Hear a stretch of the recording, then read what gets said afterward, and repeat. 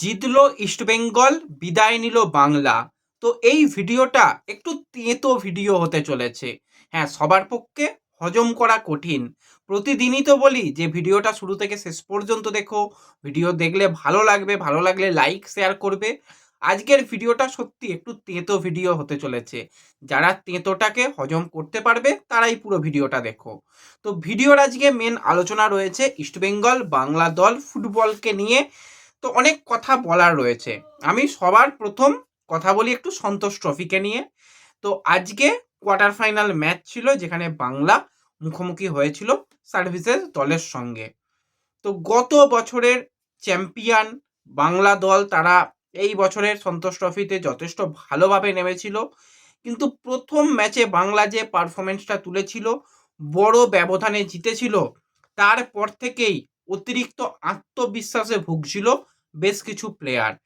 এমনকি কোচ সঞ্জয় সেনও এই আত্মবিশ্বাসে যারা ভুগছিল তাদেরকে কিছুটা গা আড়াল করে রেখেছিল। হ্যাঁ, আজকে অনেকে বলবে যে চলে এলে তো সঞ্জয় সেনকে নিয়ে কথা বলতে। না, সঞ্জয় সেনকে নিয়ে কথা বলার মতন আমি কেউ নই, কিন্তু প্লেয়ারদের যে ভুল ত্রুটিগুলো রয়েছে সেগুলোকে নিয়ে কথা বলতে হবে। আজকের ম্যাচটা বাংলা হেরেছে, এর অনেক আগেই বাংলার হারাটা দরকার ছিল। বাংলা হারেনি, সেটা হচ্ছে সব থেকে আশ্চর্য ব্যাপার।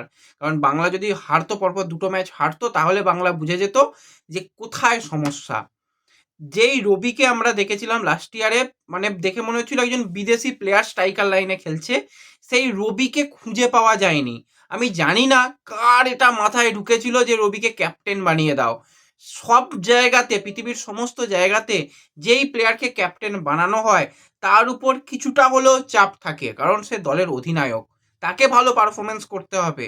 আর সেই জায়গাতে যদি রবির বদলে কি অসুবিধা ছিল, চাকুমান্ডিকে যদি ক্যাপ্টেন রাখা হতো বা বিক্রম প্রধানকে রাখা হতো, তারাও তো লাস্ট ইয়ার খেলেছিল, চ্যাম্পিয়ন দলের সদস্য, সিনিয়র প্লেয়ার। লাস্ট ইয়ার তো চাকুর ক্যাপ্টেনশিপে আমরা চ্যাম্পিয়ন হয়েছিলাম। কার মাথাতে ভাই ঢুকেছিল যে করে দাও রবিকে ক্যাপ্টেন, আমি জানি না। আমি প্রথম দিন থেকেই বলেছিলাম যে রবি হাঁসদাকে ক্যাপ্টেন নাই রাখতে পারতো। তাকে প্লেয়ার হিসাবে আমরা আরো ভালো খেলা দেখতে চাই তার কাছ থেকে। তো সেই রবিকে আমরা খুঁজে পেলাম না এই সন্তোষ ট্রফিতে। যদি একটা প্লেয়ারের ধারাবাহিকতা না থাকে যে হ্যাঁ আমি চাকরি পেয়ে গেছি মানে সবকিছু সেটেল, তাহলে ভাই আরো তো অনেক প্লেয়ার ছিল। বাংলায় কি প্লেয়ারের অভাব? তাদের সুযোগ দিতে পারতো। তাকে এক্সপিরিয়েন্স প্লেয়ার, সিনিয়র প্লেয়ার হিসাবে রাখা হলো। তার পারফরমেন্স আমি তো বলবো সন্তোষ ট্রফিতে সব থেকে খারাপ, তবুও তাকে রাখা হয়েছে ক্যাপ্টেন হিসাবে। আমি জানি না মানে এই সিদ্ধান্তটা কার। আরো বেশ কিছু জায়গা যেখানে উইংয়ে সায়ন ঠিকঠাক খেলছে, আর একদিকে উইংয়ে প্রথম থেকে কেন জোর দেওয়া হলো না।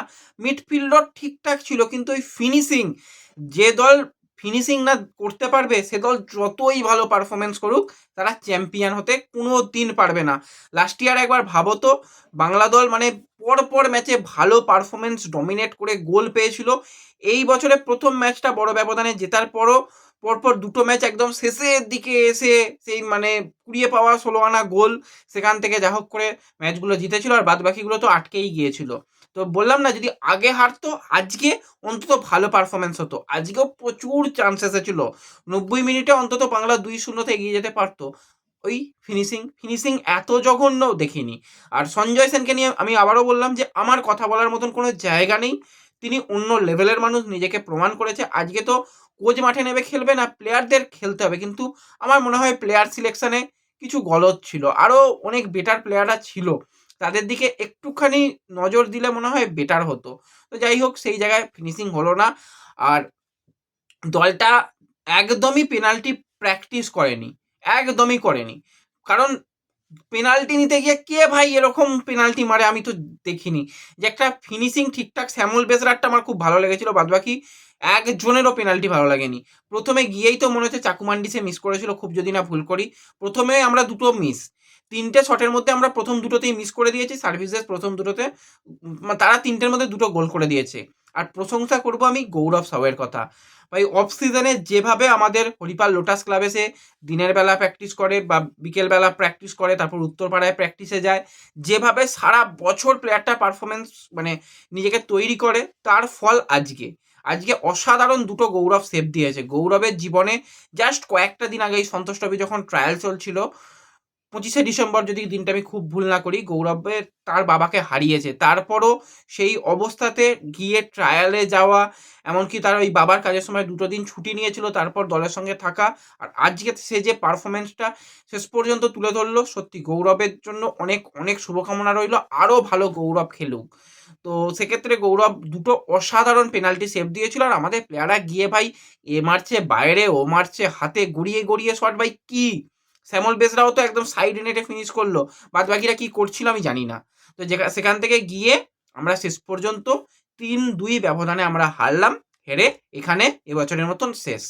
সঞ্জয় সেনকে নিয়ে অনেক আশা ছিল, কোচ ঠিকই কাজ করেছে, কিন্তু গলত কোনো না কোনো জায়গায় ছিল। এই দলটা ঠিক সঞ্জয় সেনের দলের মতন আমার লাগলো না। সারা টুর্নামেন্টটাতেই খারাপ লাগলো, হতাশ হলাম, খুব খুব মনের দিক থেকে ধাক্কা লাগলো, কিছু বলার নেই।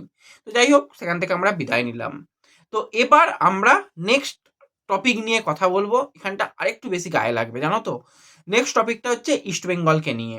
আজকে ইস্টবেঙ্গলের ক্লোজ ডোর প্র্যাকটিস ম্যাচ ছিল, সেখানে ইস্টবেঙ্গল 2-1 গোলে জিতেছে। গোল করেছে কে? পিভি বিষ্ণু, জয় গুপ্তা, আর অপরদিকে সিনেদির কোনো একজন প্লেয়ার গোল করেছে, আমার নামটা এক্স্যাক্টলি এই মুহূর্তে মনে পড়ছে না।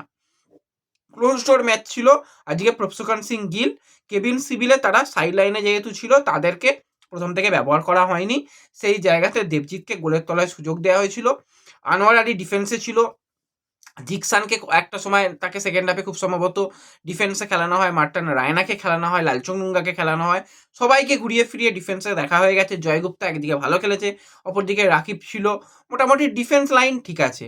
মিডফিল্ডে আজকে মোহাম্মদ রাশিদ ব্যক্তিগত কারণের জন্য আজকে সে ছিল না প্র্যাকটিস ম্যাচে, তাকে রাখা যায়নি। সল ক্রেসপো ঠিকঠাক খেলেছে।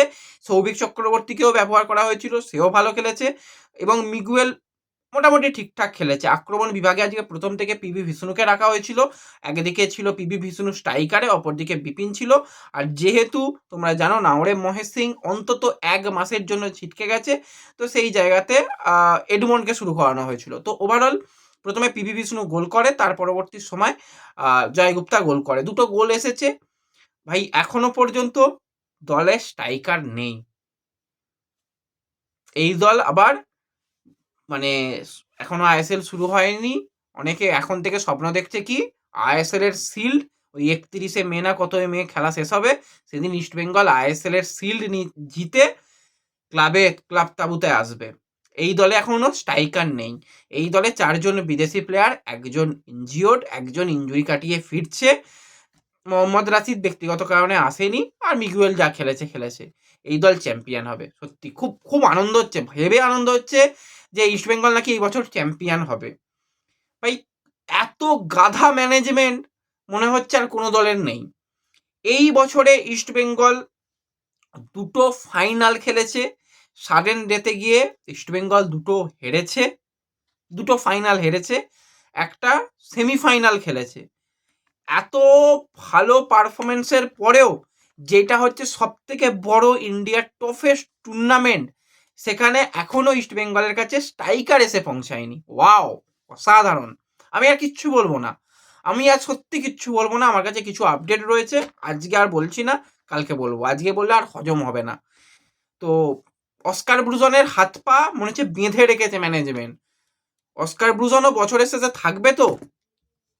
অস্কার ব্রুজন যেরকম দল চেয়েছিল সেই দল পেয়েছে তো? প্রশ্ন থাকবে। রাইট ব্যাক কোথায় রাকিব ছাড়া? রাইট উইংয়ে নয় এসেছে জেরিকে, নয় মানলাম, 2জন স্ট্রাইকারকে ছেড়ে দেওয়া হয়েছে। বদলি কোথায় এসেছে? প্র্যাকটিস করেছে, প্র্যাকটিস ম্যাচ খেলেছে, সিচুয়েশন প্র্যাকটিস করেছে। 16 তারিখে কিন্তু আবার ফার্স্ট ম্যাচ রয়েছে। কিছু বলার নেই। এর মধ্যে এক্ষুনি ট্রান্সফার নিউজ ইস্টবেঙ্গলকে নিয়ে শেয়ার করি। ভাই ইস্টবেঙ্গলের সামনের দিকে লক্ষ্য বলে কিছু নেই, এটাই হচ্ছে আসল কথা। কারণ আমরা দেখলাম ইস্টবেঙ্গলের রিজার্ভ টিম সিএফএল চ্যাম্পিয়ন হলো, ব্যাক টু ব্যাক চ্যাম্পিয়ন হলো। সিএফএল চ্যাম্পিয়ন হওয়ার অন্যতম সেরা প্লেয়ার ছিল নাসিব রহমান। তো এই 23-24 বছরের ছেলেটা যা পারফরমেন্স মিডফিল্ডে খেলেছে, অসাধারণ। নাসিব থাকা মানে চিন্তা নেই। হ্যাঁ, নাসিব গেম টাইম চাইছিল, নাসিবকে বললো যাও বেরিয়ে যাও, অন্য দলে খেলো, আমরা তোমাকে তৈরি করে দিয়েছি, এবার তুমি তোমার জীবনকে একদম সাজিয়ে নাও। তাকে আজকে লোন আউট করে দেওয়া হলো গোকুলাম দলে। আমানসিকে দীর্ঘদিন ধরে ইস্টবেঙ্গলের সদস্য, তাকেও লোন আউট করে দেওয়া হলো গোকুলাম দলে। তো ইস্ট বেঙ্গল হচ্ছে প্লেয়ার তৈরি করে, প্লেয়ারকে ধরে রাখতে পারে না।